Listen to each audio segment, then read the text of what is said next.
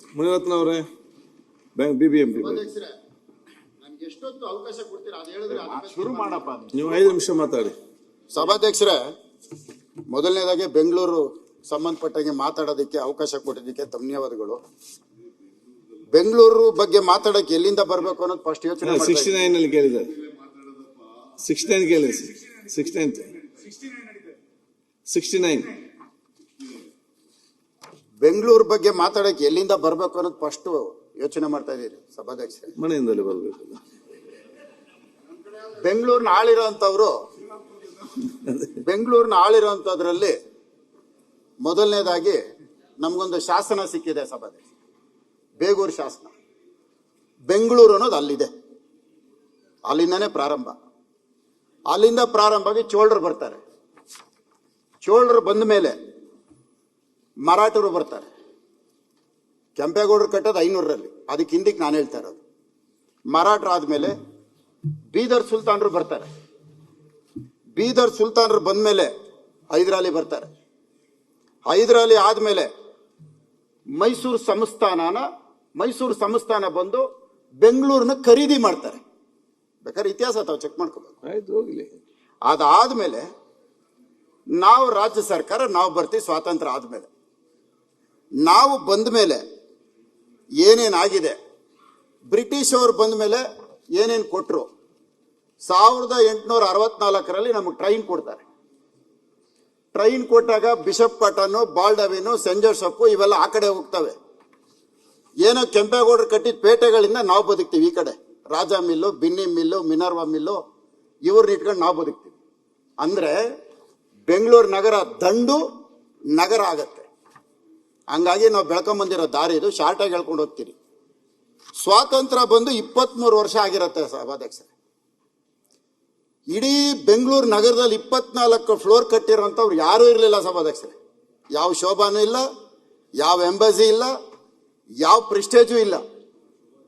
First time Bengaluru city corporation ಅವರು ಸ್ವಾತಂತ್ರ್ಯ ಬಂದು 23 ವರ್ಷಕ್ಕೆ 24 ಫ್ಲೋರ್ MG ರೋಡಲ್ಲಿ ಯುಟಿಲಿಟಿ ಬಿಲ್ಡಿಂಗ್ ಕಟ್ತಾರೆ. ಆ ಯುಟಿಲಿಟಿ ಬಿಲ್ಡಿಂಗ್ ಕಟ್ಟೋದಕ್ಕೋಸ್ಕರ ಆವತ್ತಿನ ಪ್ರೆಸಿಡೆಂಟು ವಿ ವಿ ಗಿರಿ ಅವರು ಬರ್ತಾರೆ. ಯಾವತ್ತು ಬರ್ತಾರೆ ಅಂದ್ರೆ ಶನಿವಾರ 12ನೇ ತಾರೀಕು ಸೆಪ್ಟೆಂಬರ್ 1970ರಲ್ಲಿ ಬರ್ತಾರೆ. ಗುದ್ಲಿ ಪೂಜೆ ಮಾಡ್ತಾರೆ. ಇವತ್ತು ನಾನೊಬ್ಬ ಪ್ರೊಡ್ಯೂಸರು. ಯಾವ ಕಂಟ್ರಿನಲ್ಲೂ ಮಲ್ಟಿಪ್ಲೆಕ್ಸ್ ಇರಲಿಲ್ಲ. ಒಂದು ಕಾಂಪ್ಲೆಕ್ಸ್ ಒಳಗಡೆ ಒಂದು ಥಿಯೇಟರ್ ತರಬೇಕು ಅಂತ ಯಾರನ್ನ ಹೇಳಿದ್ರೆ ಆವತ್ತಿನ ಮುಖ್ಯಮಂತ್ರಿಗಳು ವೀರೇಂದ್ರ ಪಾಟೀಲ್ ಅವರು. ಬೆಂಗಳೂರು ಬೆಳೆದು ಬರ್ತಾ ಇರೋ ದಾರಿ. ಅದಾದ್ಮೇಲೆ ನಮಗೆ ಬೆಂಗಳೂರಿನ 1900ನೇ ಇಸ್ವಿಯಲ್ಲಿ ಜನಸಂಖ್ಯೆ ಸಭಾಧ್ಯಕ್ಷರೇ, ಬೆಂಗಳೂರು ನಗರದ ಜನಸಂಖ್ಯೆ 1970ರಲ್ಲಿ 16ರಿಂದ 17 ಲಕ್ಷ ಇತ್ತು. 1970 ಆವತ್ತಿನ ದಿನ ವಿ ವಿ ಗಿರಿ ಅವರು ಬಂದು ಗುದ್ಲಿ ಪೂಜೆ ಮಾಡಿದಾಗ ಬೆಂಗಳೂರಿನ ಜನಸಂಖ್ಯೆ, ಆವತ್ತಿನ ಟ್ಯಾಕ್ಸ್ ಎಷ್ಟಿರುತ್ತೆ, ಆವತ್ತಿನ ಬಡ್ಜೆಟ್ ಎಷ್ಟಿರುತ್ತೆ, ಆವತ್ತು ತಗೊಂಡಂತ ತೀರ್ಮಾನ ಕಟ್ಟಡ ಈ ತರ ಹಂತ ಹಂತವಾಗಿ ಬಂತು. ಅದಾದ್ಮೇಲೆ ಇಕ್ಕಿದಂಗೆನೆ ಬೆಂಗಳೂರು ಬಹಳ ಫಾಸ್ಟ್ ಆಗಿ ಹೋಯ್ತು. ಏಕಾಏಕಿ 1986ರಲ್ಲಿ ಸಾರ್ಕ್ ಸಮ್ಮೇಳನ. ಆವತ್ತು 42 ಲಕ್ಷ ಜನಸಂಖ್ಯೆ. ಉತ್ತರಕ್ಕೆ ಮೇಕ್ರಿ ಸರ್ಕಲ್ ಆಚೆ ಊರಿಲ್ಲ, ಮಂಡ್ ರೋಡು. ಪಶ್ಚಿಮಕ್ಕೆ ನವರಂಗ್ ಆಚೆ ಊರಿಲ್ಲ, ಮೋದಿ ಹಾಸ್ಪಿಟಲ್ ಆಚೆ. ಈ ಕಡೆ ಆಡ್ಗೋಡೆ ಆಚೆ ಊರಿಲ್ಲ. ಬೆಂಗಳೂರು ನಗರಕ್ಕಿದ್ದ ಶಾಸಕರು ಬರೀ 12 ಜನ. ಗೊತ್ತಾ ಸಭಾಧ್ಯಕ್ಷರೇ? ಸೌತ್ ಅಂದ್ರೆ ಜಯನಗರ, ಬಸವನಗುಡಿ. ಈಸ್ಟ್ ಅಂದ್ರೆ ಭಾರತಿ ನಗರ, ಶಾಂತಿನಗರ. ನಾರ್ತ್ ಅಂದ್ರೆ ಜೈಮಾಲು, ಶಿವಾಜಿನಗರ.